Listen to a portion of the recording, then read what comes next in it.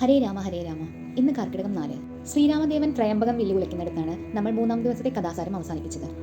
അങ്ങനെ വില്ലൊടിച്ചു കഴിഞ്ഞപ്പോൾ ജനകൻ വളരെ സന്തോഷവാനായി. തന്റെ മകൾക്കുള്ള വരനെ കണ്ടെത്തിയിരിക്കുന്നു എന്ന സന്തോഷം. ഉടൻ തന്നെ മൈഥിലി സ്വർണ്ണവർണ്ണത്തിൽ മുങ്ങി ദാസിമാർക്കും അമ്മമാർക്കുമൊപ്പം സ്വയംവര മണ്ഡപത്തിലേക്ക് ആനയിക്കപ്പെട്ടു.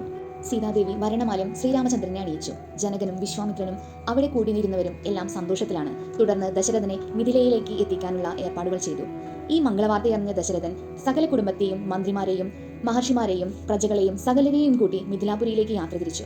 മിഥിലാപുരിയിലെത്തിയ ദശരഥനെയും കൂട്ടരെയും ആദരപൂർവ്വം ആനയിച്ചു കൊണ്ടുവന്നു. തുടർന്ന് ജനകൻ പറഞ്ഞു, തനിക്ക് 4 പെൺമക്കളാണ് കന്യാദാനം ചെയ്യാനുള്ളത്.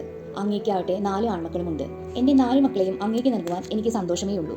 അങ്ങനെ 4 പേരുടെയും വിവാഹം, അതായത് ജനകന്റെ മക്കളും അദ്ദേഹത്തിന്റെ അനുജൻ ശതാനന്ദന്റെ മക്കളും, അങ്ങനെ 4 പേരുടെയും വിവാഹം ഒരേ മണ്ഡപത്തിൽ നടത്താൻ നിശ്ചയിച്ചു.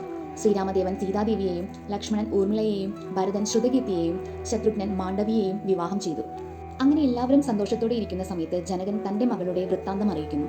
യാഗശാലയിൽ നിന്നാണ് സീതയെ ലഭിച്ചതെന്നും അങ്ങനെയാണ് താൻ വളർത്തി തുടങ്ങിയതെന്നും പിന്നീട് നാരദൻ വന്ന് ശ്രീരാമദേവന് കന്യാദാനം നൽകണമെന്ന് പറഞ്ഞതും അങ്ങനെ എല്ലാ കഥകളും ഏവരോടുമായി ജനകൻ വിവരിച്ചു.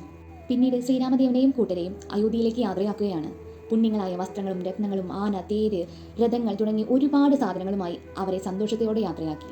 യാത്രാമധ്യേ ചില വിഘ്നങ്ങൾ കാണാൻ തുടങ്ങി. കാരണം എന്തെന്ന് ദശരഥൻ വസിഷ്ഠനോട് ചോദിക്കുന്നു. ഇതൊന്നും കണ്ടു ഭയപ്പെടേണ്ട, ഈ വിഘ്നങ്ങളെല്ലാം പിന്നീട് മംഗളത്തിനുള്ള കാരണമായി തീരുമെന്ന് വസിഷ്ഠൻ ദശരഥനെ പറഞ്ഞു മനസ്സിലാക്കുന്നു.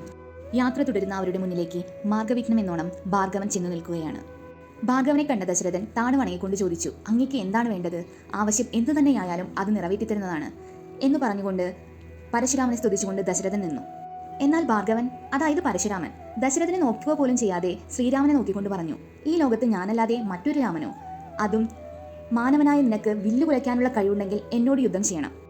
നീ ശൈവബാണം മുറിച്ചു എന്ന് ഞാൻ കേട്ടു. എന്നാൽ എൻ്റെ കയ്യിലുണ്ട് ഒരു വൈഷ്ണവ ബാണം. നിനക്ക് ധൈര്യമുണ്ടെങ്കിൽ ആ ബാണം എടുത്ത് കുലച്ച് എന്നോട് യുദ്ധം ചെയ്യൂ.